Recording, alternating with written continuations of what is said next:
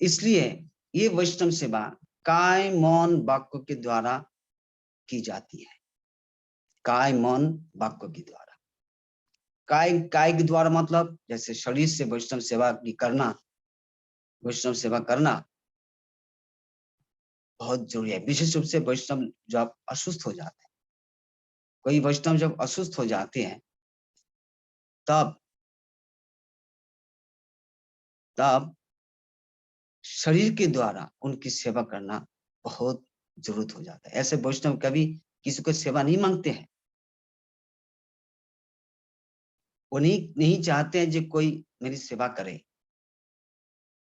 लेकिन जब कोई असुस्थ हो जाते हैं तब उसी समय में उनकी सेवा करना भगवान के लिए बहुत प्रीतिकर होता है।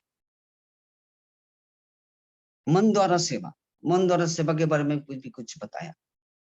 जो मन में अनुकूलता, सेवा के लिए अनुकूलता कायम रखना, कभी सेवा के लिए विरक्त ना होना। जैसे मन कोई अब विरक्त हो जाता है, कितना दिन से मुझे सेवा करनी होगी, इस प्रकार विरक्त मत होना, धैर्य रखना, ये है मन द्वारा सेवा।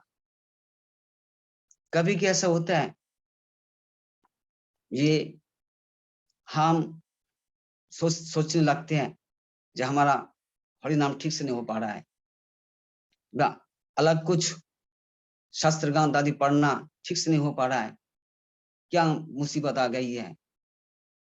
इस प्रकार सोचने से मन द्वारा सेवा नहीं होता है। इस प्रकार सोचना नहीं चाहिए, मन में कभी विरक्ति ना आए, वैष्णव सेवा के लिए कभी विरक्ति ना आना चाहिए। ये है मन के द्वारा सेवा। अब ये वाचिक सेवा, वाक्य के द्वारा सेवा, ये बहुत बड़ी सेवा है। वो कैसी है अभी ये बताना है।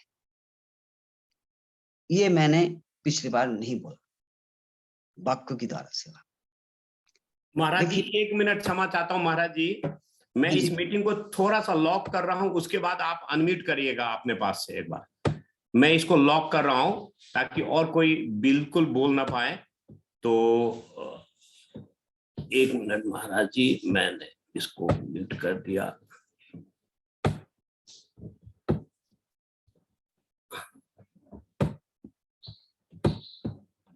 भक्तों से महाराज जी अब अनम्यूट करिए, आपके स्क्रीन पे आया होगा एक अनम्यूट का ऑप्शन। हाँ, अब क्षमा चाहता हूँ महाराज जी, अब कोई विघ्न बाधा बिल्कुल नहीं होगी इसमें। हरे कृष्ण। तो जो प्रसंग चल रहा था वाक्य की द्वारा सेवा, वाक्य की द्वारा सेवा का मतलब जब कोई वैष्णव असुस्थ हो जाते हैं तब उसी समय उनके द्वारा भजन करना मुश्किल हो जाता है। तो उस समय हम किस प्रकार से उनकी सेवा कर सकते हैं? उनके पास बैठ करके हरिनाम करना, उनके पास बैठ करके भागवत पढ़ना, चैतन्य चैतामृत आदि ग्रंथ उनके संग बैठ करके पढ़ना, क्योंकि उस समय उनका इस प्रकार हेल्प चाहिए, जैसे उनकी भगवत स्मृति बनी रहे। भगवत स्मृति भजन में उनको इस प्रकार से हम असिस्ट कर सकते हैं। ये सबसे बड़ी सेवा है। जब आप हरिनाम करते हैं तो उनके पास बैठ करके अपना हरिनाम लेकर के जोर से हरिनाम कीजिए, जिससे उनका भी हरिनाम की स्मृति आ सके और खुद का भी हरिनाम हो जाए।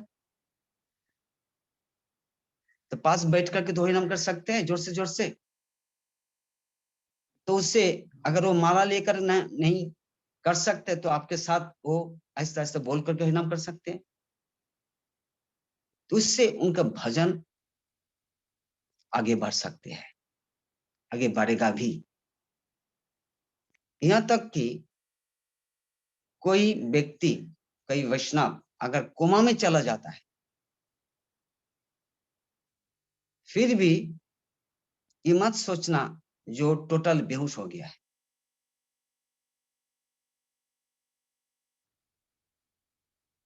आदमी का जो कॉन्शियसनेस होता है, चेतनता होती है, ये चेतनता कभी नष्ट होती, कभी नष्ट नहीं होती।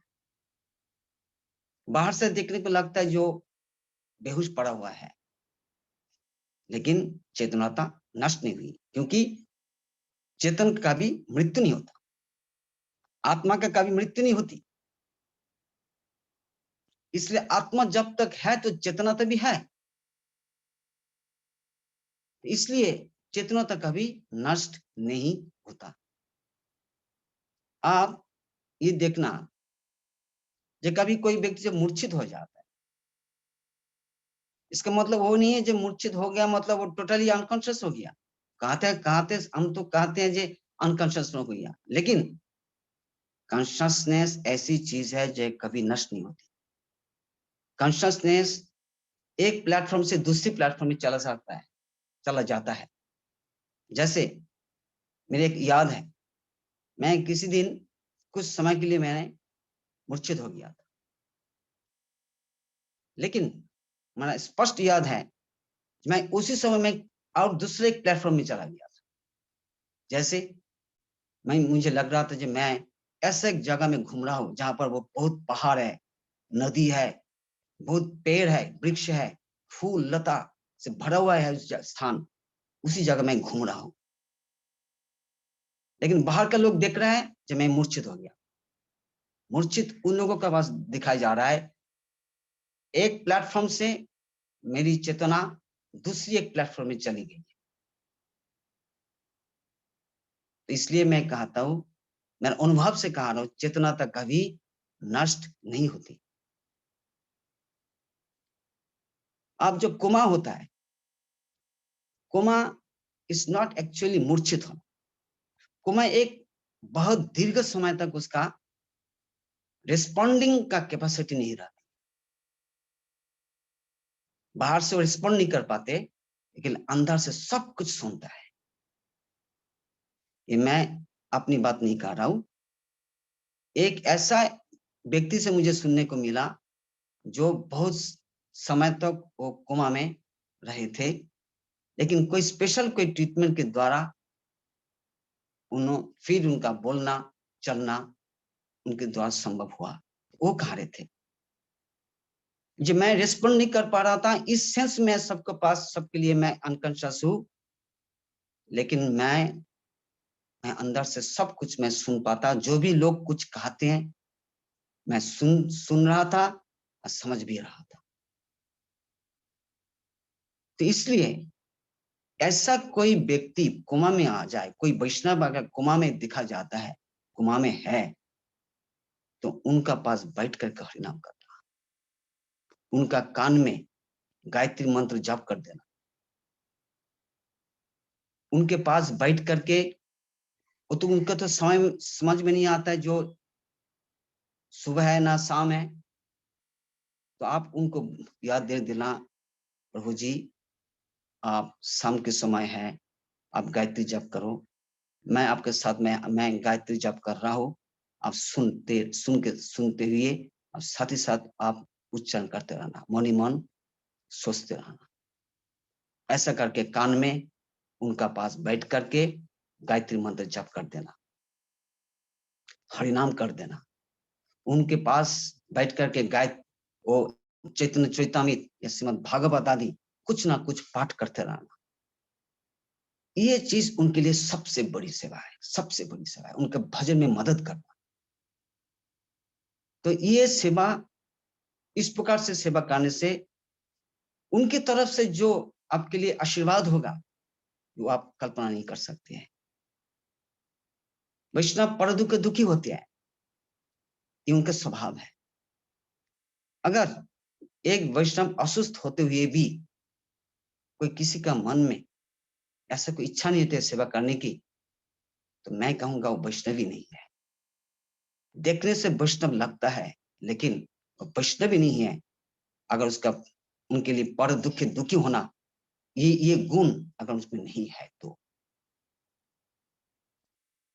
तो ये तक इतना तक मुझे वैष्णव सेवा कहने की इच्छा थी, क्योंकि ये वाचिक सेवा, वाक्य की तरह सेवा, ये बहुत बड़ी सेवा है। उनके भजन में मदद करना सबसे बड़ी बात है, भजन में मदद करना। जो उनसे उसी समय में जो हो नहीं पा रहा है, उस समय उसी भजन को आगे बढ़ाना, इतना तक वैष्णव सेवका मुझे कहना था। अच्छा, आज अभी जो प्रभुपाद की एक कोटेशन मैं पहले उच्चारण करूंगा, एज इट इज, जैसे ओरिजिनली है करके हम उसका हिंदी में अनुवाद और व्याख्या आदि करेंगे। अच्छा, যখন আমাদের চেতনের বৃত্তি বহির জগতের বিষয়ে ভোগ করিতে প্রমত্ত থাকে, তখনই ওই বৃত্তিকে মন কহে। এই মন আত্মস্বরূপের বিরূপ অবস্থা, ভবানী ভর্তা, জড়ের ভোক্তা। এই মন আত্মার সুপ্ত অবস্থায় জাগ্রত থাকিয়া গোমস্তা স্বরূপে কর্তৃত্ব অভিমানের বিষয় ভোগ করে। এই মনই আত্মাকে বঞ্চিত করিয়া সুখ দুঃখ ভোগ করে, পুণ্য পাপের বশবর্তী হইয়া কখনো স্বর্গ কখনো নরক ভোগ করে। সুতরাং এই মনই আত্মার সর্বপ্রধান শত্রু। এই মনকে নিগ্রহ করাই सर्वशास्त्रेर अभिप्राय। अनकोट। अब इसका हिंदी में मैं अनुवाद कर रहा हूं। जब हमारी चेतन की वृत्ति बहिर्जगत की विषय भोग करने में प्रमत्त रहते हैं, तब उसी वृत्ति मन कहलाती है। ये मन आत्मस्वरूप की विरूप अवस्था है, भवानी भर्ता, जड़ का भोक्ता। ये मन आत्मा का सुप्त अवस्था में, आत्मा की निद्रित अवस्था में जागृत रहकर गुमस्ता रूप से कर्तृत्व अभिमान से विषय भोग करते हैं। ये मन ही आत्मा को वंचित करके सुख दुख भोग करते रहते हैं, पुण्य पाप के वशवर्ती होकर कभी स्वर्ग कभी नरक भोग करते रहते हैं। इसलिए ये मन ही आत्मा का सर्वप्रधान शत्रु है। इस मन को निग्रह करना ही सर्वशास्त्र का अभिप्राय है, उद्देश्य है। यही प्रभुपाद का आज का उपदेश है। तो इस बारे में हम कुछ चर्चा करें। ये मन आत्मस्वरूप की विरूप अवस्था है। आत्मा का जो स्वरूप है उसका विरूप अवस्था मतलब विकृत रूप। विरूप मतलब विकृत रूप, बिगड़ा हुआ रूप। बात ये है, ये मन यद्यपि अनात्म तत्व है, अनात्म तत्व, लेकिन ये जड़ भी नहीं है। इसको कहा जाए चिदाभास। आत्मा चिद वस्तु है, इंद्रिय जड़ है, लेकिन मन है चिदाभास, चिद का एक आभास है। तो ये जो मन चिदाभास तत्व होते हैं, इसका काम क्या है? जड़ का भोक्ता, जड़ विषय के वो भोग करते हैं। आत्मा के सुप्त अवस्था में, मतलब आत्मा की जो निद्रित अवस्था होता है, पहले हम एक विचार करेंगे भवानी भर्ता। भवानी भर्ता मतलब क्या है? ये भवानी भर्ता टर्म केशव काश्मीरी का द्वारा रचित एक श्लोक में पहले आया है। जब श्री चैतन्य महाप्रभु नवद्वीप में विराजमान थे, उसी समय जब विद्या रस का सदन का समय था, उस समय केशव काश्मीरी नवद्वीप में पहुंचे थे। जब श्री चैतन्य महाप्रभु केशव काश्मीरी को गंगा की महिमा कीर्तन करने के लिए बताया, तब उसने ऐसा एक श्लोक उन्होंने रचना, एक श्लोक की रचना की, जिस श्लोक में ये भवानी भट्टा ये शब्द उन्होंने प्रयोग किया। श्री चैतन्य महाप्रभु उसको पकड़ लिया तुरंत, कहा था जी ये दोष है, आपका द्वारा रचित इस श्लोक में ये एक दोष है। 5 प्रकार के दोष के बारे में बताया, तो ये 5 प्रकार में से एक दोष है भवानी भट्टा। भवानी मतलब जो शिवानी है, शिव का पत्नी, तो भवानी भट्टा का अर्थ हो गया फिर शिव पत्नी का जो भर्ता है। और शिव पत्नी मतलब ही कौन से संपूर्ण रूप से है शिव जी का पत्नी, फिर शिव पत्नी का भर्ता, इसका मतलब क्या है? उससे लगता है जो उनका एक कोई दूसरा हस्बैंड है, द्वितीय भर्ता है, इसलिए भवानी भट्टा का मतलब है द्वितीय भर्ता, सेकंड हस्बैंड। तो ये है विरुद्धमति दोष। श्री चैतन्य महाप्रभु इस रूप से उनको एक इसके दोष रूप से कहा गया, लेकिन श्री प्रभुपाद इसको एक टर्म्स रूप से विचार किया कि ये मन भवानी भट्टा है। भवानी भट्टा मतलब अभी ये भवानी मतलब माया देवी, और ये माया देवी संसार में क्या करते हैं, हमारे सामने में जड़ रूप रस गंध शब्द स्पर्श के डिस्प्ले करते रहते हैं। तो उस डिस्प्ले से हम आकृष्ट हो जाए, मन आकृष्ट हो जाता है। हम मतलब ऐसा आत्मा नहीं है, क्योंकि आत्मा तो आकृष्ट होने का अभी सवाल ही नहीं है, क्योंकि आत्मा तो निद्रित अवस्था में है।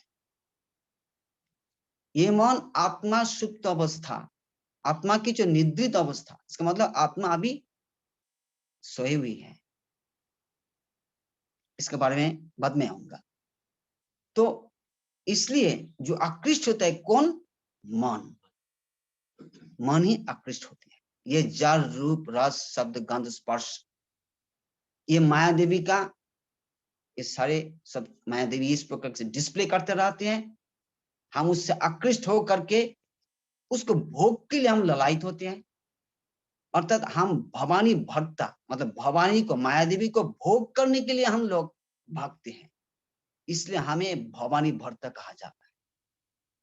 ये मौन होते भवानी भट्टा, मतलब ये माया देवी का सेकंड हस्बैंड, मतलब माया देवी को तो सेकंड हस्बैंड तो नहीं है, मतलब भोग करना चाहते हैं इसलिए इसको सेकंड हस्बैंड कहा जाता है। लेकिन बात ये है, माया देवी को भोग करने पर भी भोग नहीं कर पाते हैं, वो माया देवी का दासी बन जाते, दास। मायार नफर हो या चिरोदीन बोले, मतलब हो हमेशा माया के हस्बैंड होने के जगह में माया का नौकर बन करके रहता है।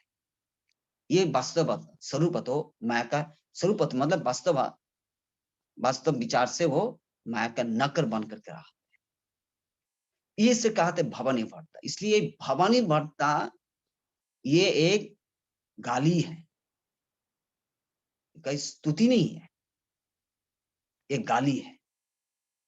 ये मन इस प्रकार से भोग करना चाहते हैं, इसका स्वरूप है ये मन। ये मन का यही काम है, आकृष्ट होना और भोग करना। गाली उसका त्याग करने की भी इच्छा होती है।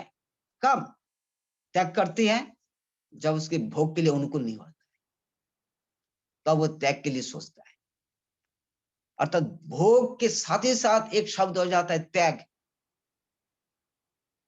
दोनों एक्चुअली बहुत नजदीक संबंध है। जैसा एक कॉइन का जैसे 2 पीठ होता है ना, एक कॉइन का दो पीठ होता है, एक है भोग और एक है त्याग। मतलब दोनों ही एक ही कॉइन का है। त्याग तभी आदमी त्याग के लिए तभी सोचते हैं जब भोग हमारे लिए दुखदायक होता है। हरे कृष्णा, आप लोग को ऑडियो सुनाई दे रहा है क्या? अगर नहीं तो चैट।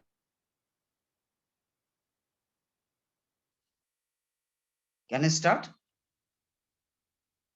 हरे कृष्णा।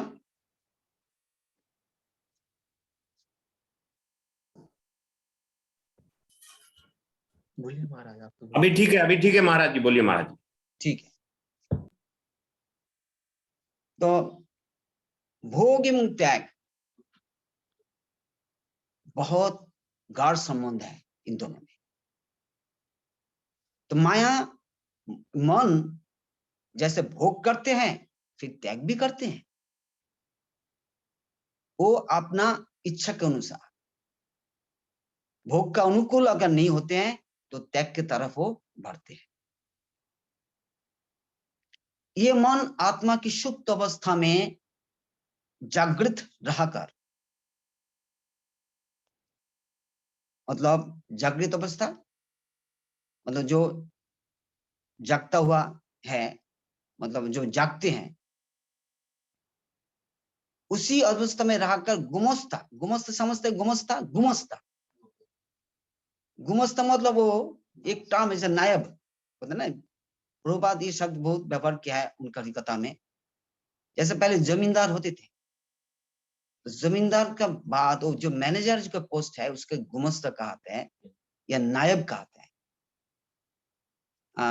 वो साधन से तहसीलदार के रूप में काम करते हैं। तहसीलदार मतलब जो हमेशा वो टैक्स कलेक्ट करते हैं, तो चारी तरफ वो मनी हैंडलिंग वही करते हैं, उसको कहा से गुमस्ता। और एक नाम है नायब, जो जमींदारी का समय में ये सब टर्म था। आजकल तो जमींदारी नहीं है, तो इसलिए टर्म भी लोगों का मालूम नहीं है। मतलब नायब गुमस्ता ये पोस्ट है जो नेक्स्ट टू जमींदार।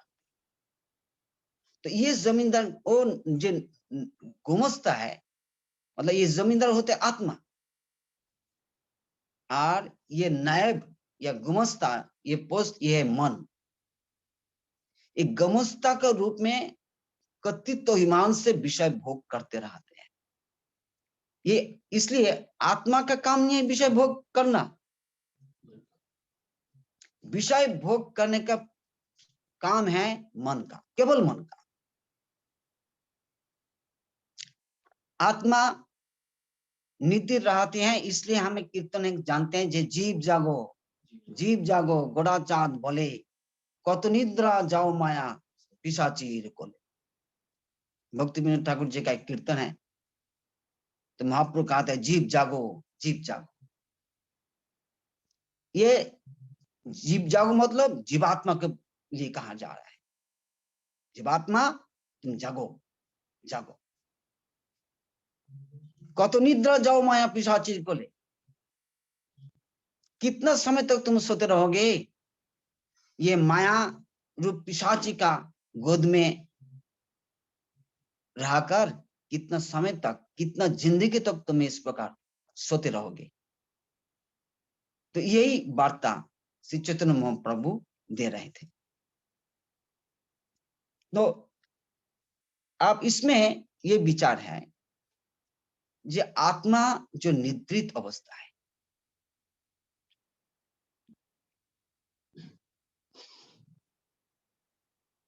श्रीमद् भागवत में इसको भी कहा जाता है जीवन मृत अवस्था। मतलब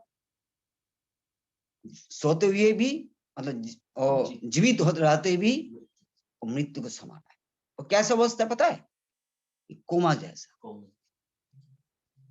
कोमा में जब लोग रहते हैं ना, तो ऐसे तो बाहर से दिखाई देता है जे एग्जिस्टिंग, एवं वो मतलब उसका सांस आदि चल रहा है,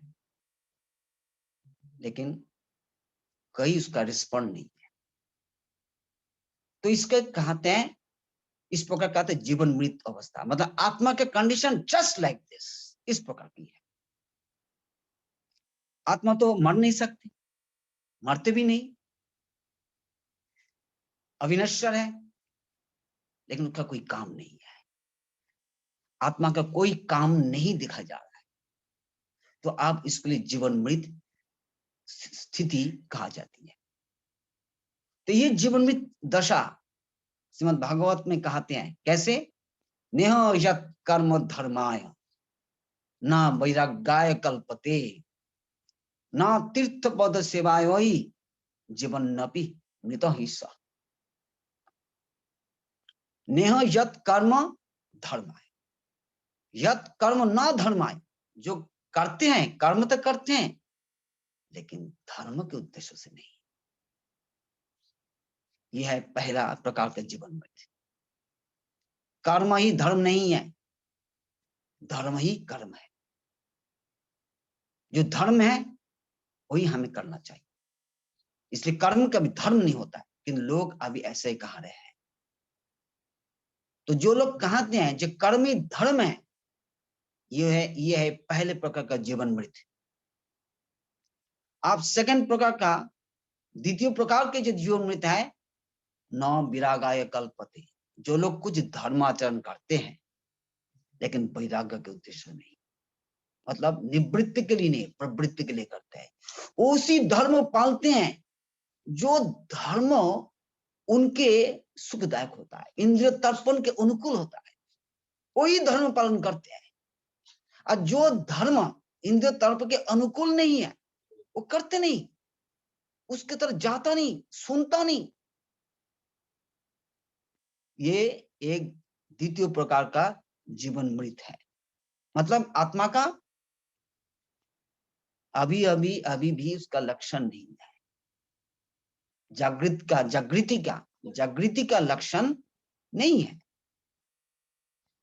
फिर न तीर्थ पद सेवाय हुई, थर्ड प्रकार का, अभी तृतीय प्रकार का जीवन मृत दशा के बारे में कहा जा रहा है। वो क्या है? जो वैराग्य तो पालन करते हैं, जिसको में वैराग्य आ गया है। कैसे वैराग्य भाई? ना संसार बहुत दुखदायक है, इसलिए वैराग्य भाई। जो जिसके भी है, जिसके लिए भी जाता है भोग करने के लिए, वो अंतिम में दिखा जाते हैं सब दुखदायक है। एक भी चीज, एक भी भोग करने में सुख नहीं होता, अंत में दिखा जाता है जो दुख का कारण बन जाता है। विचार करने से हमें ही पता चल जाता है, तो इसलिए वैराग्य आ जाता है। इस प्रकार के जो वैराग्य आता है ना, इस प्रकार के वैराग्य से भगवान के लिए इसकी मतलब भजन की इच्छा नहीं होती। तो वो वैराग्य के द्वारा कृच्छ साधन करते, सब कुछ नहीं है, चेतन का भी विनाश करना चाहिए, क्योंकि चेतना तो जब तक है तब तक हमें दुख भोगना पड़ेगा। इसलिए चेतनाता ही हमारे लिए सर्वनाश के कारण होता है, इसलिए चेतनाता को नष्ट करना है। इस प्रकार के जो वैराग्य होता है, कृच्छ साधन करना, भजन के लिए आगे ना बढ़ना, क्योंकि उसके लिए भगवान भी माया के अधीन है। भगवान के बारे में उसका कुछ समझ में नहीं आए, कुछ नहीं आता है। तो इसलिए भगवत तत्व के वो पूरा विमुख होते हैं। तो इस प्रकार का जीव भी वो जीवन मृत है। मतलब ये है जीव। तो फिर जागृति का लक्षण क्या होता है? जागृति का लक्षण यही है जो केवल भगवान की सेवा। आत्मा की काम है भगवान की सेवा। तो भगवान की सेवा के द्वारा ही जीव जागृत है या मृत है, ये समझ में आ जाता है। मूल लक्षण यही है। तो आत्मा का ये स्थिति है, जब तक भगवान के भजन के लिए उसका कोई लक्षण और क्रिया देखी नहीं जाती,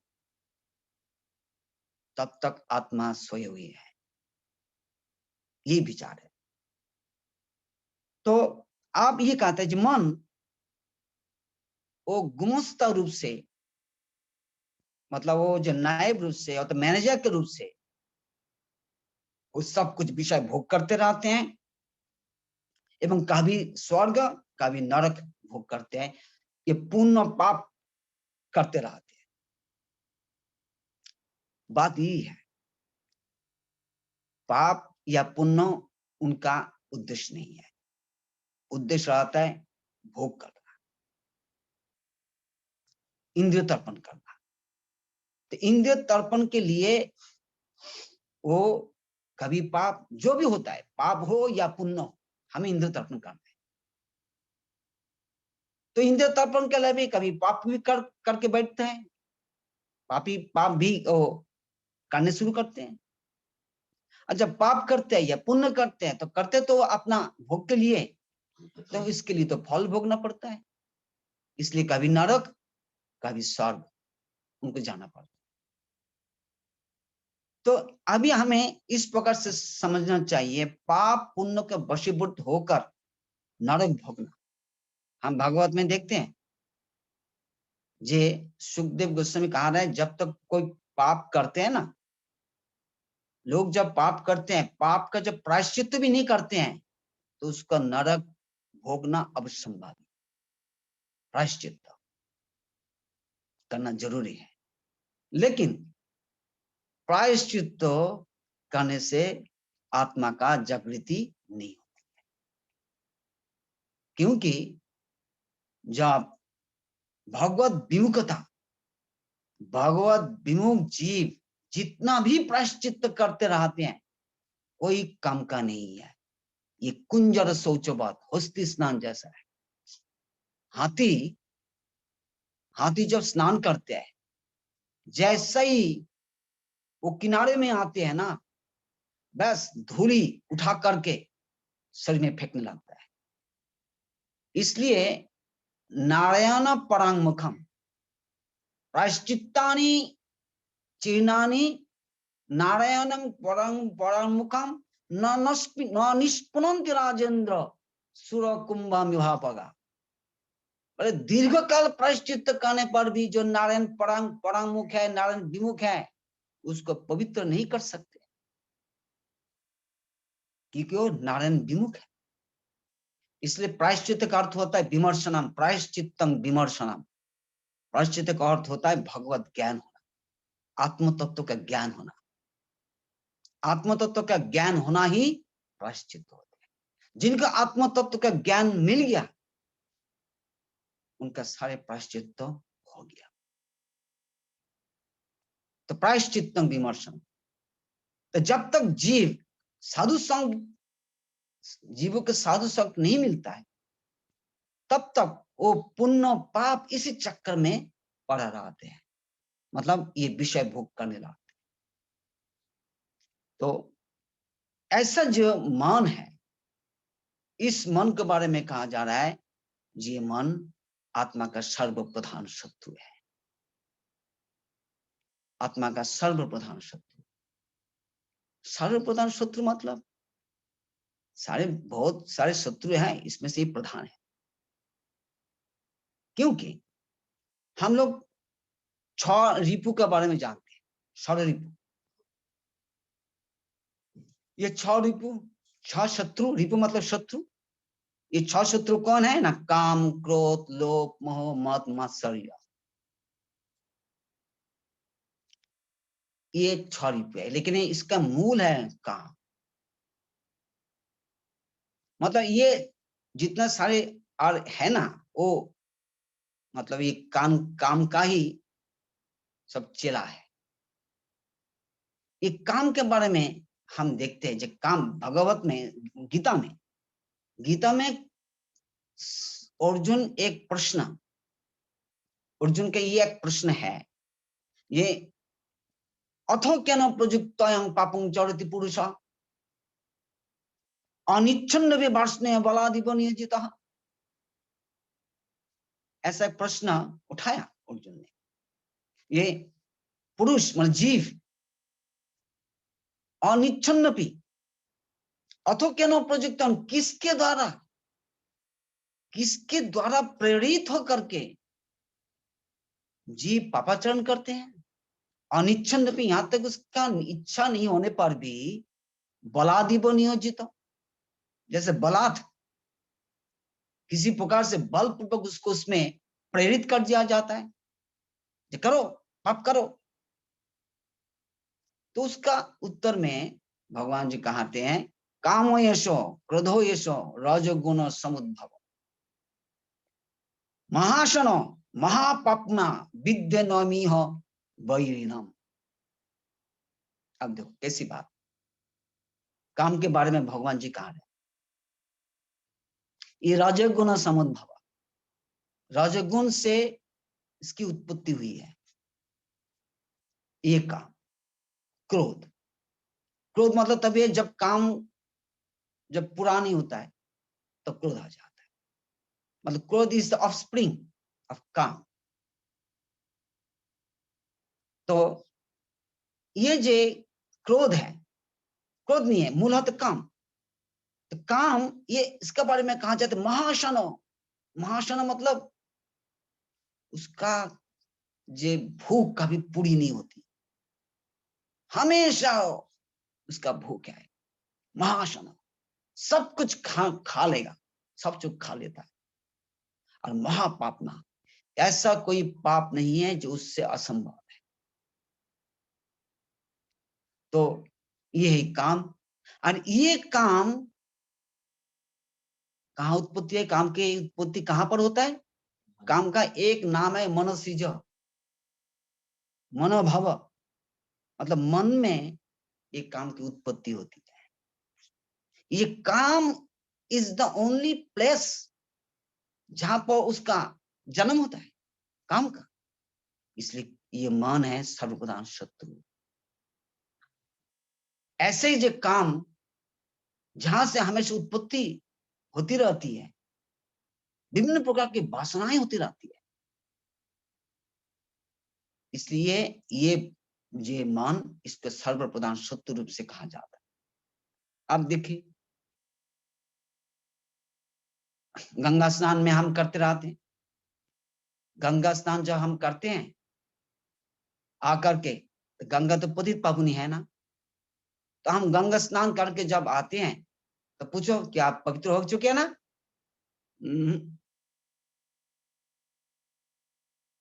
नहीं, मुझे तो नहीं लग रहा है मैं पवित्र हुआ हूं। अच्छा अच्छा, आप हरिनाम करते हैं? हाँ जी, आप तो पवित्र हो गया ना? मुझे तो नहीं लग रहा मैं पवित्र हो गया हूं। अब जितना ही हरिनाम करो या जितना ही गंगा में स्नान करो, हमें लगता है हम पवित्र नहीं हुआ है। क्यों? ये कौन हमें बाधा देते हैं पवित्रता के बोध करने में? ये मन। मौन हमें कभी पवित्रता का बोध होने नहीं देते। अब देखो, जो शरीर है, अब बोलो शरीर का तो मतलब गंगा स्पर्श तो हुआ ना। जब शरीर का जब गंगा स्पर्श हुआ तो शरीर तो पवित्र हो गया। और आत्मा तो संसार के अतीत है, तो आत्मा भी अपवित्र नहीं होती है। बीच में रहता है कौन? मन। मन बीच में है, रह करके कहते नहीं तुम पवित्र नहीं हुआ। तो बीच में एक ऐसा एक मन रहता है जो हमें कभी पवित्रों का बोध नहीं देता है, अनुभव नहीं होने देता है।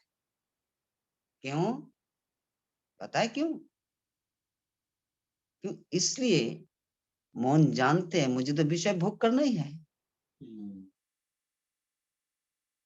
क्या तुम इतना जल्दी विषय भोग छोड़ देगे क्या? क्या हमें तुम्हें विषय भोग मतलब करना तुम बंद हो जाएगा? तो बात है, अगर जैसे कोई मल मल शरीर में मलते रहते हैं तो उसका कभी पवित्रता का बोध होगा? नहीं होगा, क्योंकि वो जानते हैं जो मुझे तो मलना है ना शरीर पे, विष्ठा तो शरीर में लगाना है, विषय विष्ठा, तो उसका पवित्रता का बोध कैसे होगा? हो नहीं पाता है, क्योंकि कहते ठीक है अभी नहीं मैं मल नहीं शरीर में मल नहीं रहा हूं, लेकिन बाद में तो करूंगा। असाद वर्ता विश्व जमती सर्वर सरणी, क्या असद वर्ता नहीं करनी है क्या? अरे छोड़ देंगे कैसे असद वर्ता? जिन्हें जितने सारी दुनियादारी की कथा, ये असद वर्ता नहीं है। तो दुनियादारी की कथा में जिनकी रुचि है, मान है, करते रहते हैं, न्यूज़पेपर पढ़ते ना आता है, न्यूज़पेपर से वो दुनिया के दुनियादारी सारे ऑटोक्रेसी और डेमोक्रेसी जो भी कथा हो तो है तो गंदा।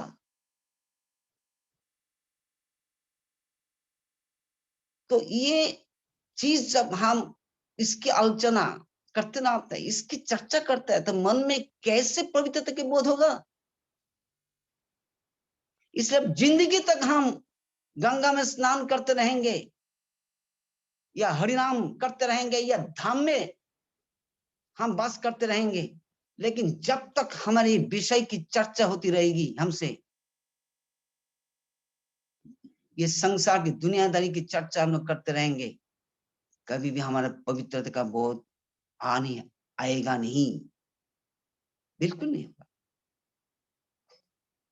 ईमान है सबसे बड़ा शत्रु, वह हमें पवित्र नहीं होने देते हैं, नहीं होने देते। तो आप मन ऐसे हैं जो कभी जैसे गुरु महाराज जी का अप्रकट हो गया, अब जब गुरु महाराज जी का अप्रकट हो गया है तब हम तो स्वेच्छाचारिता करने के लिए हमें एक मौका मिला।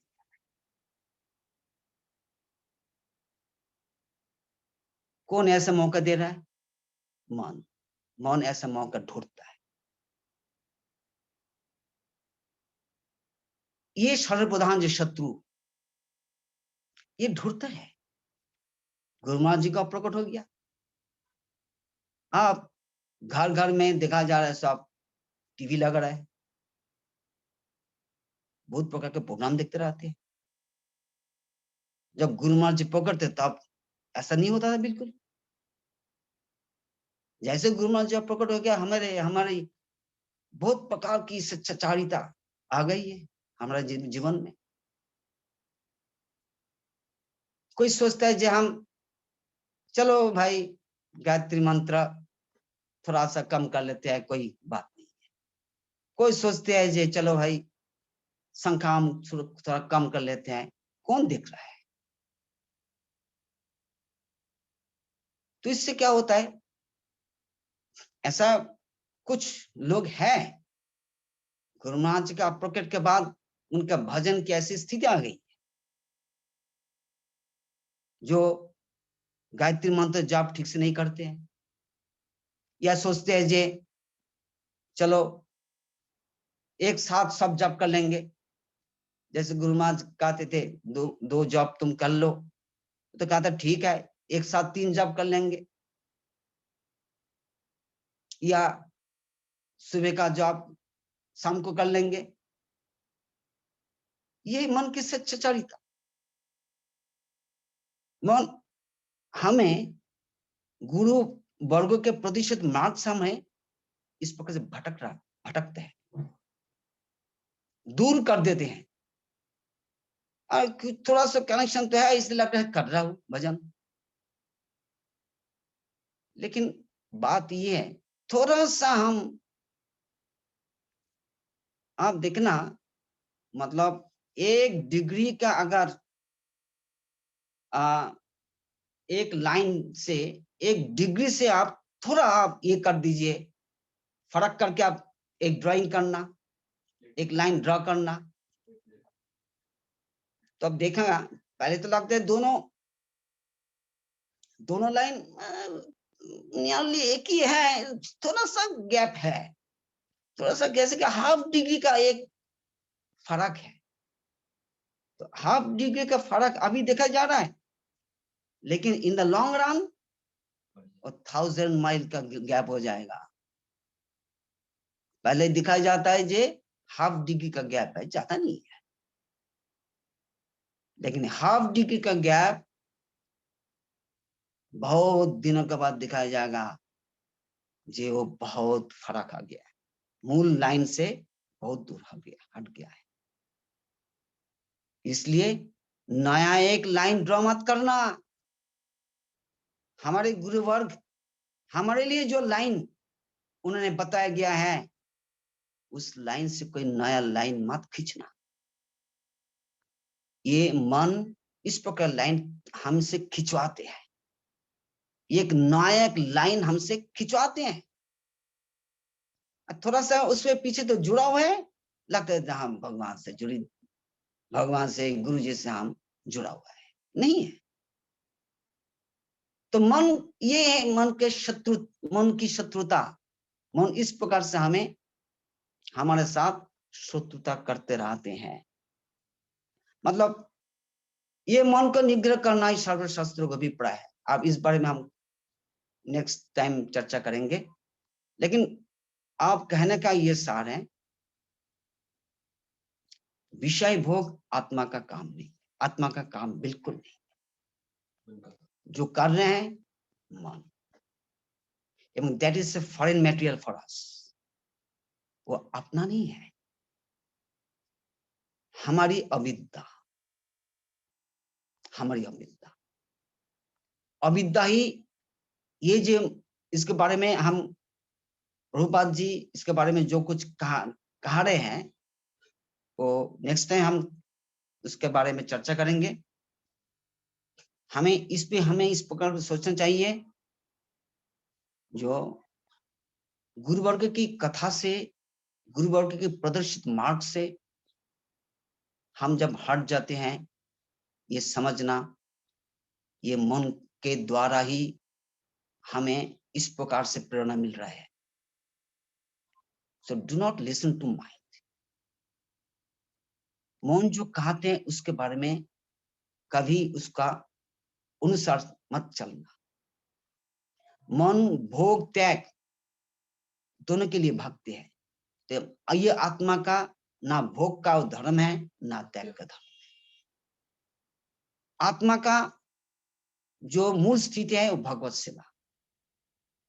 भगवत सेवा की लक्षण एक जीव में जब तक नहीं दिखाई देता है, तब तक समझना पड़ेगा वो जीवन मृत है। शास्त्रों के एक टर्म है जीवन मृत, जिसको कहा जाता है में जीवन और निद्रित अवस्था। मतलब हमारे निद्रित अवस्था मतलब है ये आत्मा का कोमा स्टेज। हम ये भगवत की कथा किस लिए चर्चा करते हैं? बुद्धि को जागृत करने के लिए। ये बुद्धि के द्वारा ही मन का निग्रह होता है। तो इस बारे में नेक्स्ट टाइम प्रभुपाद के जो और कुछ विचार हैं प्रकट करेंगे। टाइम हो गया है, इस 5 o'clock नाउ। महाराज जी बहुत बहुत धन्यवाद। महाराज जी ने आज सार में हम सबको प्रभुपाद जी की जो वाणी है, जो प्रभुपाद जी कहते हैं भोक्ता एक है भगवान और बाकी सब हम सब जो है सेव्य वस्तु हैं भगवान की। तो महाराज जी ने बहुत ही सुंदर तरीके से उसको जीवन मृत अवस्था बताया हम सबको, कि जिंदा रह के भी हम मरे हुए हैं। उसकी 3 अवस्था महाराज जी ने बताया कृपा करके हम सबको। पहले अवस्था है कि कर्म ही धर्म है, जो कर रहे हैं भोग कर रहे हैं, हम कर्म कर रहे हैं और वही धर्म है। दूसरी अवस्था महाराज जी ने हमें बताया कि थोड़ा धर्म तो कर रहे हैं लेकिन उसका उद्देश्य है इंद्रिय तर्पण करना, भोग करना। तीसरी अवस्था महाराज जी ने बताया कि वैराग्य तो कर रहे हैं लेकिन उस वैराग्य का उद्देश्य है संसार के दुख से मुक्ति पाना, और इस हद तक वो वैराग्य कर लेते हैं कि अपने चेतना को भी किल कर देते हैं। जिस चेतना से हम भगवत प्राप्ति, भगवान की सेवा का सुख लाभ कर सकते हैं, उसको भी किल कर सकते हैं। तो महाराज जी ने कहा कि कोई भी प्रायश्चित, वो जो गज स्नान का उदाहरण दिया कि हाथी स्नान करती है और फिर धूली लगा लेती है। कितना भी प्रायश्चित कर लें, गंगा स्नान कर लें, हम जब तक भगवान के सेवन मुख हम नहीं होंगे तब तक हम भगवान से इससे प्रायश्चित नहीं कर सकते हैं और हमारा मन पवित्र नहीं हो सकता है। महाराज जी ने बहुत ही सुंदर बात कही कि सबसे बड़ा दुश्मन हमारे इस जगत में जो है वो हमारा मन है। ठीक है, यार मन कई प्रकार की वांछना भोग करके और उसके लिए एक काउंटर लॉजिक भी, एक्सक्यूज भी तैयार कर लेता है। तो ये महाराज जी ने आज हम सबको बताया। और शुरुआत में महाराज जी ने हमें बताया कि वैष्णव सेवा हम सबको करना चाहिए और कैसे करना चाहिए वो भी महाराज जी ने बताया। तो बहुत बहुत सभी भक्तों की तरफ से बहुत बहुत धन्यवाद महाराज जी को। अगर किसी भक्तों को कोई प्रश्न है, अभी क्वेश्चन आंसर्स, तो आप अब अपने आप को अनम्यूट कर सकते हैं। अनम्यूट करने का ऑप्शन है अभी आपके पास। तो एनी क्वेश्चन पहले तो शिवाजी यादव कुछ प्रश्न करना चाहते हैं आप? कोई प्रश्न? प्रभु जी मेरा प्रश्न है, मैं राधा बोल रही हूँ नवद्वीप से। जी माता जी बोलिए। प्रभु जी जैसे बोलते हैं, महाराज जी बोले हैं कि वैष्णव सेवा के बाद जो बोले हैं बक की द्वारा जो गंगा जो एकदम से ये हालत में रहते हैं, जैसे उसको सेंसलेस बोलते हैं, जिसका मतलब कोई भी चलने का भी क्षमता नहीं होता है, बोलने का भी नहीं होता है। तो ये चीज बहुत अच्छा लगा मुझे। और सबसे जब बात है मन किससे कहते हैं वो मुझे जानना है महाराज जी का। हाँ ठीक है, महाराज जी आप अनम्यूट करिए। माता जी का प्रश्न है कि मन, आत्मा, शरीर, ये जो कोरिलेशन कंसेप्ट आपने बताया, तो उसमें थोड़ा मन का क्या पोजीशन है, रोल है, वो थोड़ा और स्पष्टता से बताएं। अनम्यूट करेंगे महाराज जी, आप म्यूट पे हैं। आप म्यूट पे हैं महाराज जी अभी। ऋषि प्रभु जी नीचे में 1 मिनट रुकिए। हाँ अभी बोलिए महाराज जी। जीव जो जीवात्मा के ऊपर जो माया का जो 2 वृत्ति का काम होता है, एक आवरणात्मिक वृत्ति और विक्षेपात्मिक वृत्ति। तो कृष्ण भूली से जीव अनादिर मोही बहिर्मुख, अतएव माया तारे दया संसार। अतएव इसलिए जैसे वो विमुख हो गया वैसे ही माया के द्वारा संसार दुख देने के लिए माया ने जो माया काम करते हैं वो आवरण करते हैं। पहले का आवरणात्मिक का, ये आवरणात्मिक का जो वृत्ति है तब वो सूक्ष्म शरीर उसको मिलता है। ये अनादि काल से उसके सूक्ष्म शरीर में रहना पड़ता है और ये सूक्ष्म शरीर में है मन, बुद्धि, अहंकार। तो ये मन यद्यपि अनात्म तत्व होते हैं लेकिन चिदाभास तत्व है, इसके बारे में हम पहले ही कहा चुका था। तो चिदाभास है, चित का आभास है, सत चित आनंद ज्ञान का आभास उसमें है, रिफ्लेक्शन है। और ये सूक्ष्म शरीर का अंश है, स्थूल शरीर नहीं है। स्थूल शरीर तो पंचभौतिक होता है और ये सूक्ष्म शरीर हमेशा के लिए हम रहता है। जब तक हमारा लिए हमें जब वस्तु सिद्धि नहीं होती है तब तक ये सूक्ष्म शरीर हमारे साथ रहता है। ये मन पहले हमारे साथ शत्रुता के काम करते हैं, शत्रु ही रहते हैं। अनात्मनस्तु शत्रुत्ते वर्ते तातैव शत्रुवत्, यही मन का पोजीशन है। तो मन के बारे में इतना तक विचार है। उस संकल्प विकल्पात्मक मन का एक चरित्र होता है, कभी सोचना कभी उसके विरुद्ध सोचना, क्या करो ना करो। ये संकल्प विकल्पात्मक मौन होता है। इस प्रकार का डिस्क्रिप्शन शास्त्र में हमें मिलता है। ठीक है महाराज जी, अब अगला प्रश्न किनका है? आप नेक्स्ट क्वेश्चन।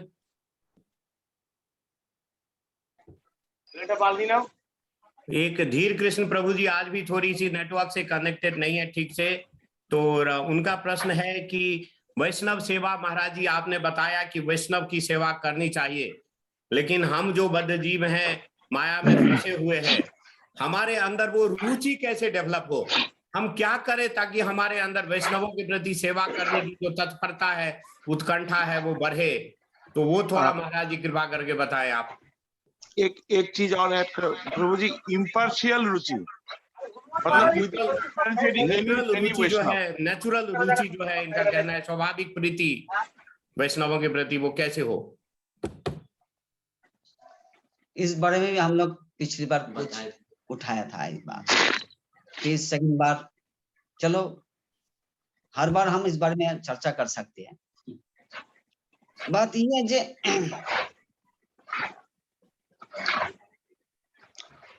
रुचि की पहली स्थिति है निष्ठा। हम जो एक जो क्रम बताया गया है, आदर श्रद्धा, भजन। मुरली प्रभु आप म्यूट में जाइए एक बार। महाराज जी मैं सबको म्यूट कर देता हूँ, क्षमा करें, और फिर आप अनम्यूट करेंगे महाराज जी। महाराज जी अब आप अनम्यूट करिए एक बार। मैंने हाँ जी महाराज जी बोलिए। हाँ जी, तो पहले ये है जो क्रम है, भजन जब शुरू हो जाता है, भजन क्रिया, उसके बाद आती है निष्ठा, निष्ठा के बाद आती है रुचि। तो रुचि इतना जल्दी नहीं होती है, इसका क्रम है। और निष्ठा क्या होती है? निष्ठा जो होता है जो भजन है सातत्यं किंतु बुद्धिपूर्वकम्। निष्ठा मतलब होता है जो बुद्धिपूर्वक जो की जाती है, उसका एक निष्ठा। निष्ठा के द्वारा जितना जैसे जैसे अनर्थ दूर होता है तब आती है रुचि। वो रुचि है स्वाभाविक रुचि। तो पहले हमारे जो रुचि हम जो सोचते हैं वो रुचि मतलब जो स्वाभाविक है, नेचुरल है। रुचि कोई कल्पना की चीज नहीं है। तो इसलिए जैसे हम वैष्णव सेवा करते रहेंगे, पहले एक भी प्रश्न था, हम वैष्णव कैसे पहचानेंगे? तो बात ये है, पिछले सेशन में दे चुके हैं कि हाँ, जो हरिनाम करते हैं और सदाचार से युक्त है वही वैष्णव है, और ज्यादा हमें दिमाग नहीं लगाना है। बात ये है जे उस प्रकार जिनके मन में वैष्णव की सेवा के लिए आकुलता है, इच्छा है, तीव्र इच्छा है, उसका अनुभव में आ जाता है कौन वैष्णव किस प्रकार के होते हैं। वैष्णव सेवा की इच्छा बिना किसी को वैष्णव पहचानना मुश्किल है। वो भगवान उनके अंदर ही ऐसा बुद्धि योग देते हैं, ददामी बुद्धि योगम, ये बुद्धि योग देते हैं, उनकी प्रेरणा से उसको पता चल जाता है कौन किस प्रकार वैष्णव होते हैं। इसके लिए वैष्णव सेवा पहले होते बुद्धिपूर्वक करो, पहले रुचि पूर्वक, उसके लिए अपेक्षा मत करना जो कब रुचि होगी। वो नरोत्तम दास कहे जीवा रुचित न है, गुरु वैष्णव सेवा भी नहीं, गुरु वैष्णव सेवा के अलावा जीना उचित नहीं है, पहले ये सोचो।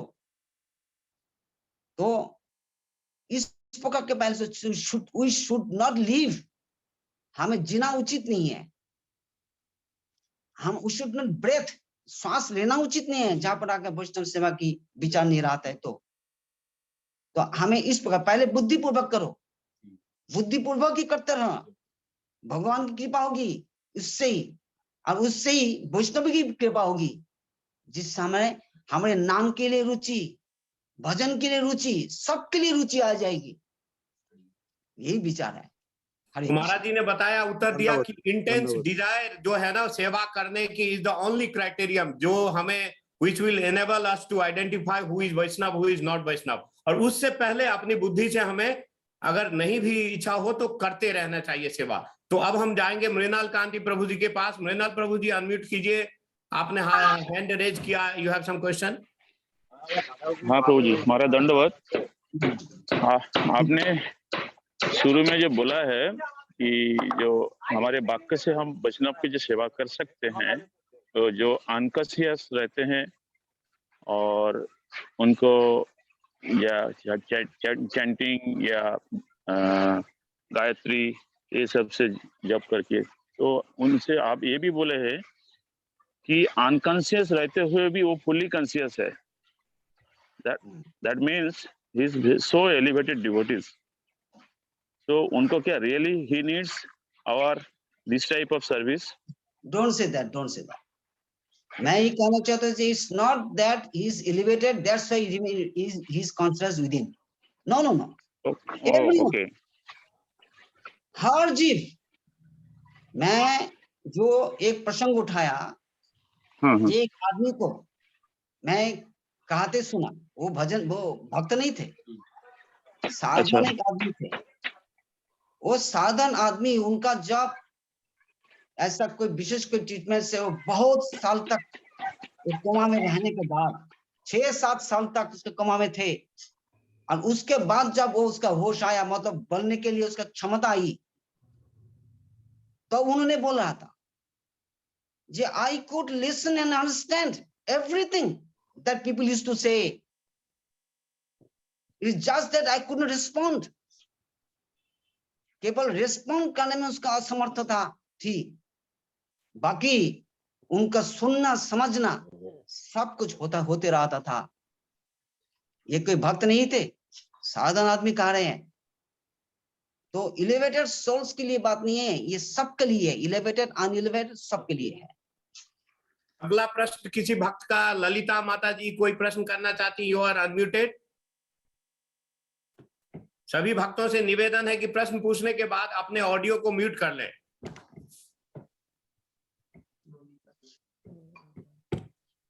मैं ऑडिबल हूं क्या? मेरी आवाज आ रही है?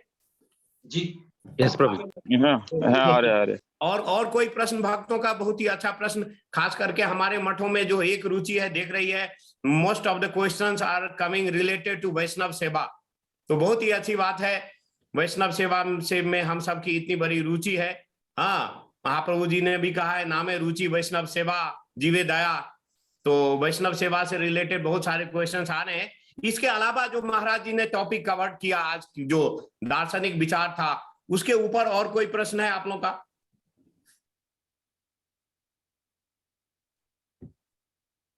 Any more question? हमारे बैक एंड टीम मेंबर से कोई क्वेश्चंस? मुझे लगता है कोई क्वेश्चन नहीं है, तो हम मैडम ये सॉरी प्रभु, भवानी भक्त के ऊपर और थोड़ा एक्सप्लेन करे तो अच्छा रहेगा. भवानी भक्त को थोड़ा सा और क्लियरली बताइए. भवानी भक्त का विचार यही है, जो माया का जो भोग करना चाहता है, इसको ही भवानी भक्त कहा जाता है. प्रभुपाद जी का कहने का ये उद्देश्य है, ये मन भवानी भक्त है, मन को ही बारे में कहा जाता है, ये मन भवानी भक्त. ये प्रभुपाद का द्वारा दिया हुआ टर्म है. तो अभी प्रभुपाद जी को टर्म रूप से व्यवहार करने लग गया है भवानी भक्त. मतलब ये एक प्रकार गाली है. मतलब हम तो माया का हस्बैंड नहीं बन सकता है, माया के भोक्ता नहीं बन सकता है. तो माया के जो भोक्ता बनने की जो कोशिश करना, इसको ही भवानी भक्ता रूप से कहा जाता है, इस टर्म से कहा जाता है. पास बद्धो भवे जीव पास मुक्तो सदा शिव. महाराज जी, श्रीधर महाराज. कृष्ण. तो वो भी ऐसा है. मैं वो एक आदमी से मैंने सुना था, उसका गुरुजी का बारे में कहा रहे थे, मेरा गुरुजी तो अभी गुरुजी की पत्नी अभी यो दुर्गा देवी गुरुजी का पत्नी. मैं तो ये माया जीव पास मुक्त सदाशिव हो गया. नहीं, माया मुक्त है, जब तक माया बद्ध है तब माँ है, और माया से मुक्त हो गए तो पत्नी बन गई. पत्नी बन गई. हरि बोल, हरि बोल. खुद एक आदमी के मुंह से सुना. ये बहुत ही सुंदर प्रसंग चल रहा है आज, बहुत सुंदर प्रश्न आ रहे हैं भक्तों का. Really appreciating all the questions. Any further questions? कुछ और प्रश्न भक्त लोग पूछिए, हमें भी कुछ उसके माध्यम से श्रवण करने को मिलेगा. तो तीर्थ पद दास प्रभु जी रेज किए हैं रेंज. प्रभु जी आप अपने आप को अनम्यूट करिए, पूछिए व्हाट्स योर क्वेश्चन. महाराज जी दंडवत प्रणाम महाराज. हाँ जी, हरे कृष्ण. বলছিলাম ওই মনের ব্যাপারে তো অনেক কিছু বললেন, মনেই শত্রু সবকিছু বললেন. তো এই মনটাকে মিত্র কিভাবে করব, মানে মনকে সেবার কাছে কিভাবে লাগাবো মহারাজ? हाँ, इस बारे में हम लोग कल नेक्स्ट क्लास में चर्चा करेंगे। मैं ये कह रहा जो इस बारे में प्रभुपाद भी की कुछ बातें हैं जिसका बारे में ये बहुत कुछ मतलब इसमें बताना है, तो अभी इस समय में बताना। चलो ये अगले सेशन में कवर्ड होगा, तो अगले सेशन में बहुत इंपॉर्टेंट है। मन जो है वो हमारा भगवान से जो अभी जो मन जो है वो बहिर्मुख है, उसको सेवनमुख कैसे करें, मन को अपना मित्र कैसे बनाए हम, जो हमारा दुश्मन हो गया है। तो इसके ऊपर में महाराज जी अगले सेशन में बताएंगे। उसके इन द मीन टाइम आज के सेशन से रिलेटेड एनी लास्ट क्वेश्चन? हरे कृष्ण प्रभु जी, दंडवत प्रणाम। हरे Krishna. Prabhuji, I would like to ask you about chanting. Actually, sometimes I am doing chanting. I am doing ABCD of Krishna consciousness. That is association, book reading, chanting, and diet. That is okay. We are following. Sometimes we are feeling chanting is so mechanical. And how can we focus on chanting and develop ourselves better in Krishna consciousness, Prabhuji? Okay. बात ये है जे इस बारे में हमारे गुरु महाराज जी कहा थे, जो भक्ति नाइदर इमोशनल नॉर मैकेनिकल। भक्ति होते है आत्मा की स्वाभाविक वृत्ति। लेकिन उस समय के पहले, उस स्वाभाविक वृत्ति का प्रकट होने के पहले हमारे लिए जो कुछ साधन है वो जरूरी होती है। साधन भक्ति इसको कहा जाती है। साधन भक्ति मतलब कृति साध्या भवेत सद्विदा सद्भावा साधनाभिदा। बात ये है हमारा उद्देश्य रहना चाहिए जे भगवान के लिए मेरी भक्ति प्रकट हो जाए, मेरा भाव प्रकट हो जाए, शुद्ध भाव प्रकट होना। शुद्ध भाव प्रकट करने के लिए इस उद्देश्य से हम भजन करते हैं, तब वो भक्ति साधन भक्ति कहलाती है। अगर हम भजन कर रहे हैं, हरिनाम कर रहे हैं, लेकिन हमारा हरिनाम करने के लिए टारगेट रहता है संख्या पूरी करना, ये साधन हो गया है, साधन भक्ति नहीं हुई। साधन के द्वारा कभी भाव भक्ति नहीं आती है,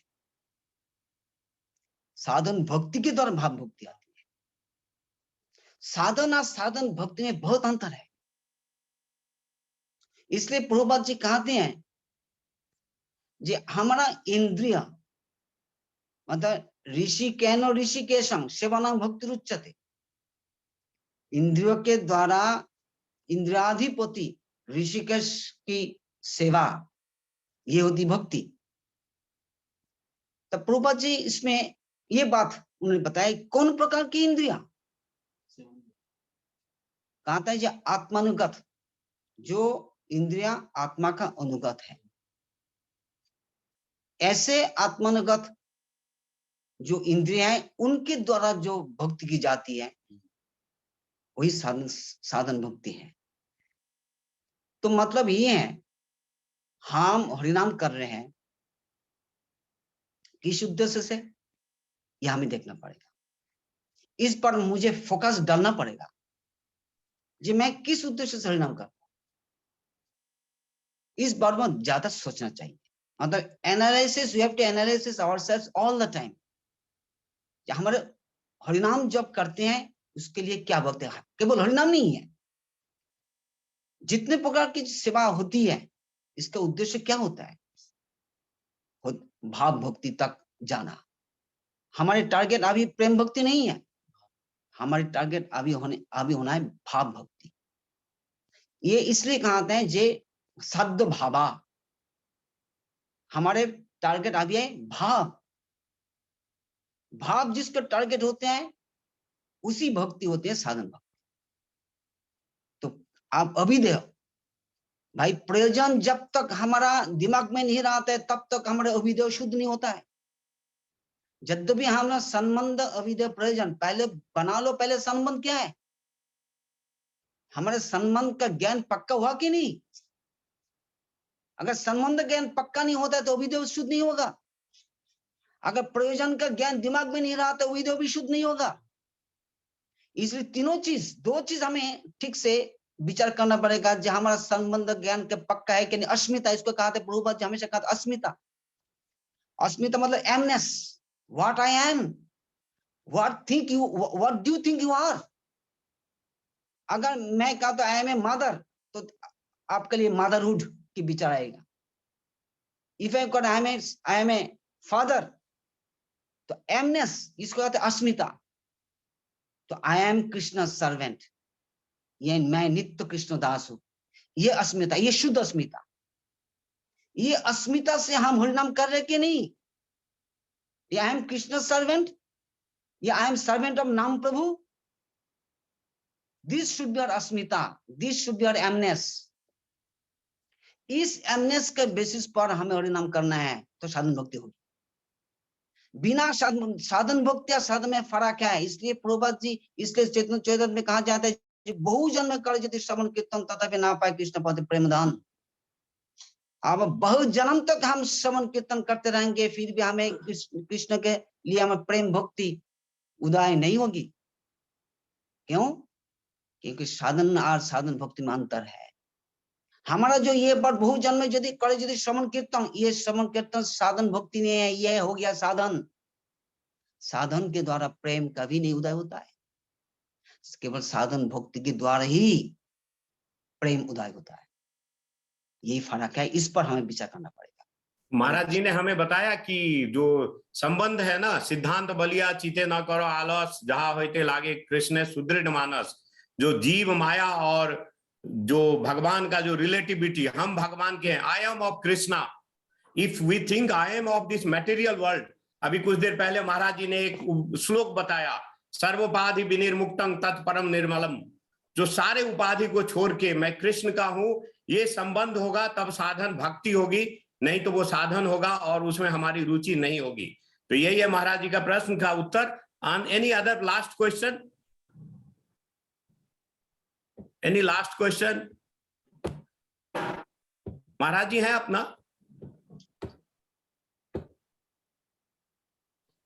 हाँ, एनी लास्ट क्वेश्चन? अगर नहीं है तो महाराज जी आपके अनुमति से हम लोग एक संकीर्तन में की ओर जाएंगे और उसके बाद फिर जय ध्वनि देके आज की धर्म सभा। तो आपकी आज्ञा हो तो महाराज जी अब कीर्तन के लिए आगे बढ़े, कृष्णदास प्रभु जी करेंगे। महाराज जी? हाँ जी, हाँ जी, हरे कृष्णा। हाँ, तो Krishnadas Prabhu ji, you are there, you are prepared with your kirtan? Hare Krishna, दंडवत प्रभु जी। हाँ Prabhu ji. Yes, your sankirtan is on live screen. सभी भक्तों से एक बार मैं एक काम कर रहा हूं, मैं सभी भक्तों से रिक्वेस्ट कर रहा हूं कि आप लोग अपने ऑडियो को म्यूट पे रखें। आप लोग अपने ऑडियो को, या मैं सबको म्यूट कर देता हूं एक बार। कृष्णदास प्रभु जी और महाराज जी, मैं आपको रिक्वेस्ट भेजूंगा, आप लोग अनम्यूट करेंगे, बाकी I am putting all on mute. Maharaj ji आप अपने आप को अनम्यूट कर लीजिए। कृष्णदास प्रभु जी आप भी अनम्यूट कर लीजिए। हाँ, हाँ, चालू करिए प्रभु जी। हरे कृष्णा, ओवर टू यू। ये जो कीर्तन है श्री रूप मंजरी पद, ये श्रील सरस्वती गोस्वामी ठाकुर प्रभुपाद जी का बहुत ही प्रिय कीर्तन है, जो कि हमारे गुरुवर्गों के अन्यतम श्रील नरोत्तम दास ठाकुर जी के द्वारा रचित ये कीर्तन है। तो श्री प्रभुपाद ने अपने अप्रकट काल से जस्ट पहले हमारे परम पूज्यपाद नित्य लीला प्रविष्ट श्री श्रीमद भक्ति रक्षक श्रीधर देव गोस्वामी महाराज जी से ये निवेदन किया था ये कीर्तन करने के लिए। और बाद में उन्होंने तो उस समय किया भी था, और बाद में जब श्रील प्रभुपाद जी जब अप्रकट लीला किए, उनके बाद जब उनका समाधि दिया गया था, तब ये परिक्रमा, जब समाधि का परिक्रमा हो रहा था, तब भी ये कीर्तन श्रील श्रीधर देव गोस्वामी महाराज जी ने किया था। तो ये कीर्तन तो श्री नरोत्तम दास ठाकुर जी का है, हम उसके उनके पीछे पीछे अनुकीर्तन करने की प्रयास करेंगे। श्री रूप मंजरी पद शे मोर संपद, श्री रूप मंजरी पद शे मोर संपद,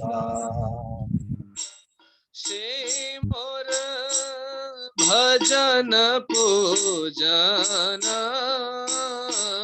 शे मोर भजन पूजन,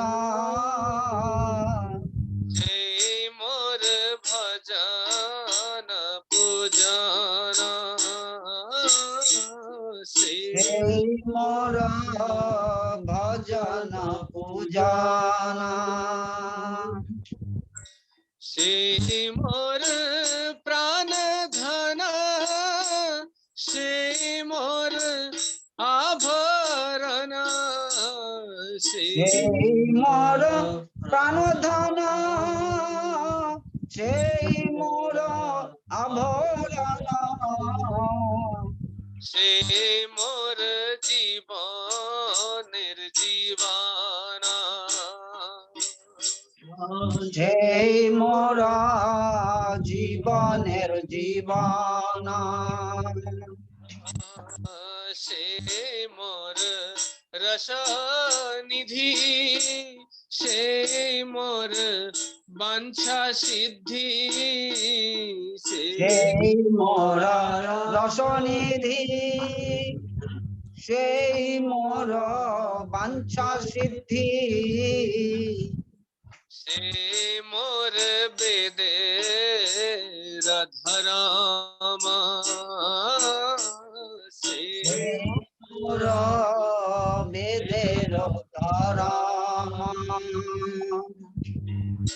সেই ব্রত সেই তপ সেই মোর মন্ত্র জপ সেই ব্রত সেই তপ সেই মোর মন্ত্র জপ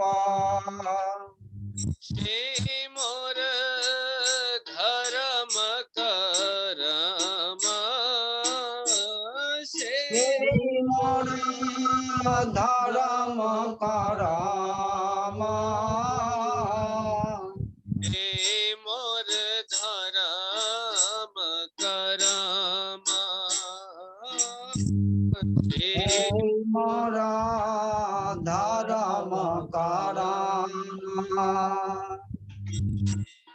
অনুকূল হবে বিধি সে পদে হইবে সিদ্ধি অনুকূল হবে বিধি সে পদে হইবে সিদ্ধি নিরখিব এ দুই নয়নে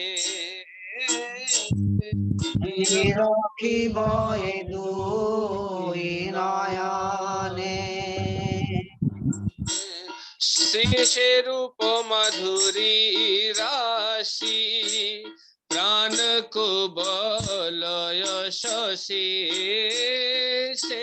রূপ মাধুরী রাশি প্রাণ কুবলয় শশী প্রফুল্লিত হবে নিশিদিনে প্রফুল্লিত হবে নিশিদিনে তুয়া আদর্শন আহি গরলে জারল দেহি দর্শন করলে যারল দেহি চিরদিন তাপিত জীবন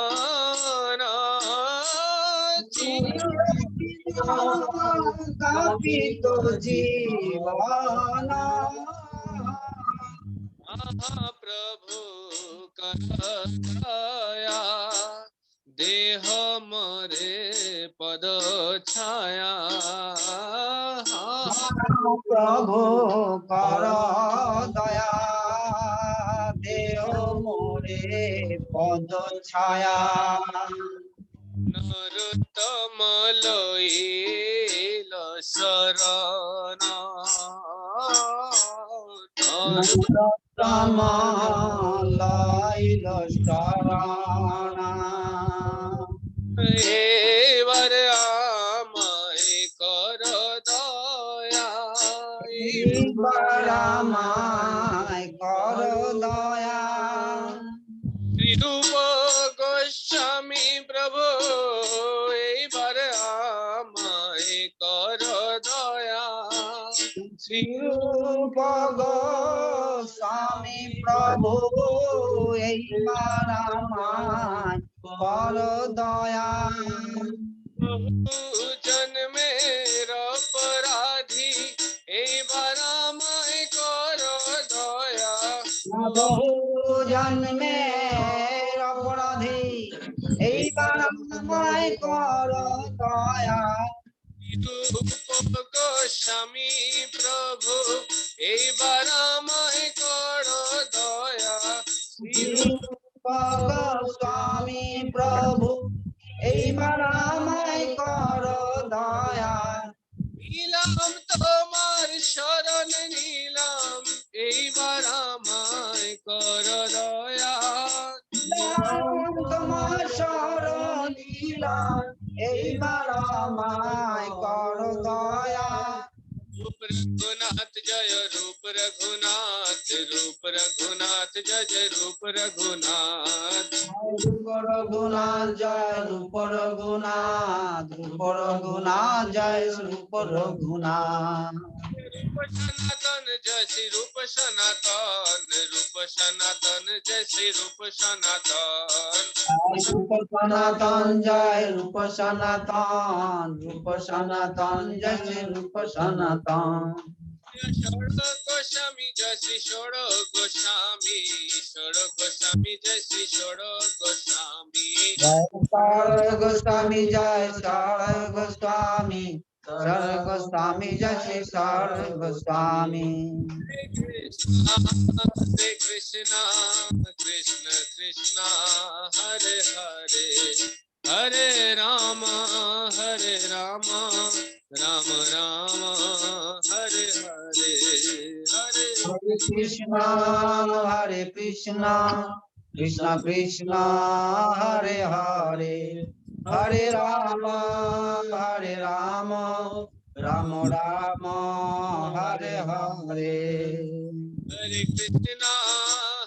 कृष्णा कृष्ण कृष्ण हरे हरे हरे राम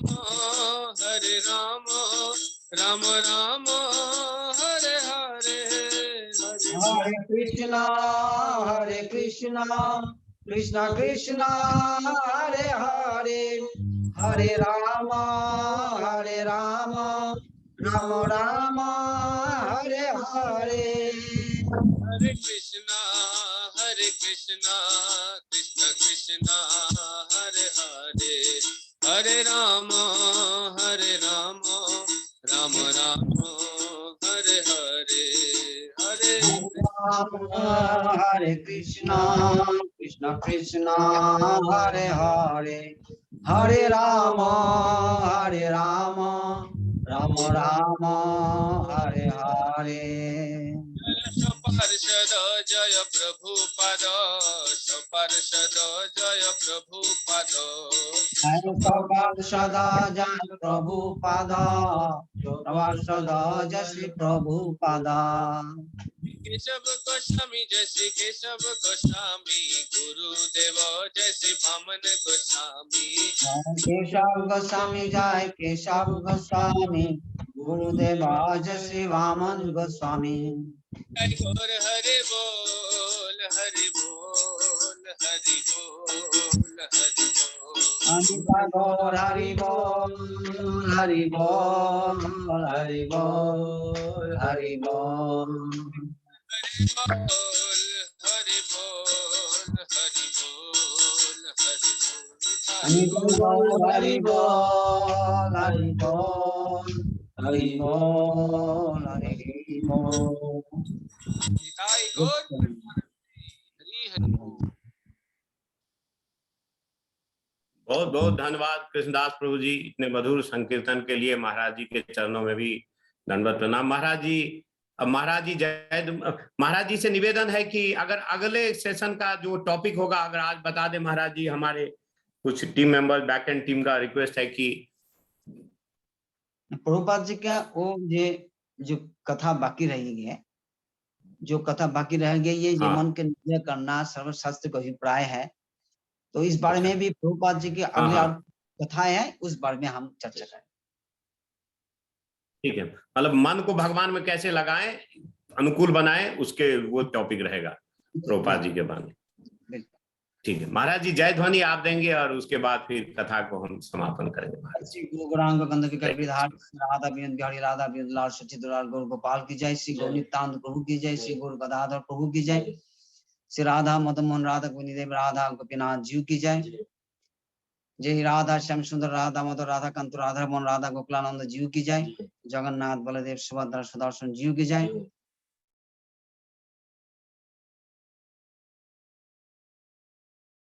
पे हो गए महाराज जी, एक बार अनम्यूट कर लीजिए महाराज जी, एक बार अनम्यूट कर लेंगे महाराज जी एक बार। हाँ हाँ जय जय अभी श्री बोलिए। जय जय श्री श्री गौरी वेदांत समिति वर्तमान सभापति आचार्य श्रीमद भक्ति वेदांत बुधायन गोस्वामी महाराज की जय, जय परमाराध्य गुरुपाद तुला प्रविष्ट श्री श्रीमद भक्ति वेदांत वामन गोस्वामी महाराज की जय, नित्युला प्रविष्ट श्री श्रीमद भक्ति वेदांत त्रिविक्रम गोस्वामी महाराज की जय, नित्युला प्रविष्ट गोस्वामी महाराज की जय, जय जय नित्य श्रीमद भक्ति वेदांत प्रज्वल गोस्वामी महाराज की जय, जय जय नित्य जगत गुरु परमहंस चूड़ामणि श्रीमद भक्ति प्रज्ञान केशव गोस्वामी महाराज की जय, नित्य जगत भक्ति रक्षक श्रीधर गोस्वामी महाराज की जय, नित्य लीला पुरुष जगत गुरु श्रीमद परमहंस कुल गुरु श्री भक्ति सिद्धांत सरस्वती ठाकुर प्रभुपाद की जय, महाभागवत सच्चिदानंद भक्ति विनोद ठाकुर की जय, वैष्णव सर्वहंस जगन्नाथ दास बाजी गोस्वामी महाराज की जय, गौरीबंधाचार्य भास्कर बलदेव दाभूषण विष्णु चक्र ठाकुर की जय, नरोत्तम ठाकुर जी श्यामानंद प्रभु की जय, जय श्री रूप सनातन भट्ट श्री जी गोपाल भट्ट दास साधु गोस्वामी प्रभु की जय, दामोदर राय रमन आदि कुट पार्श्व बिंदु की जय, प्रेम से कहो श्री कृष्ण चैतन्य प्रभु नित्यानंद स्वाति गदाधर शिवासादि गौर भक्त बिंदु की जय, लक्ष्मी प्रिया विष्णु प्रिया देवी की जय, प्रसुदा आजान नवा देवी की जय, श्री देवी सीता देवी की जय, परम पूज्य श्रीमती राधा ठाकुर रानी की जय, अध्यक्ष नंदन की जय, राधा कुंड श्याम कुंड श्री जमुना देवी की जय, विष्णुपाद गंगा देवी की जय, भक्ति महारानी की जय, अनंत कोटि वैष्णव की जय, समवेत सकल भक्त मंडल की जय, हृदय गौर प्रेमानंदे हरि हरि हरि हरि हरि हरि बोल।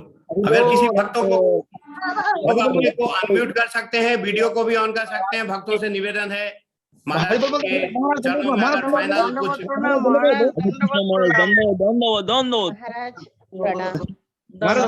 महाराज महाराज महाराज